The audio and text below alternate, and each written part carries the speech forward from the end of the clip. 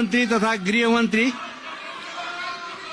मान्य रवि लामिछानेज्यूलाई बोल्ने एउटा अवसर दिउँ, त्यस पछाडि अरू छलफललाई अगाडि लैजानको लागि म मान्य सदस्यहरूलाई आसन ग्रहण गर्नको लागि अनुरोध गर्दछु।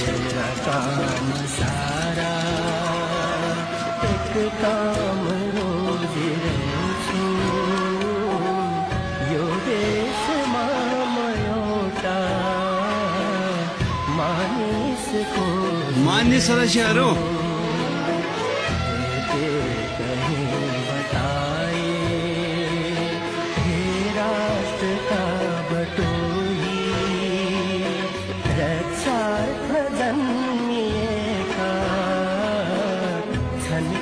सपूत कोही यो प्रश्न काल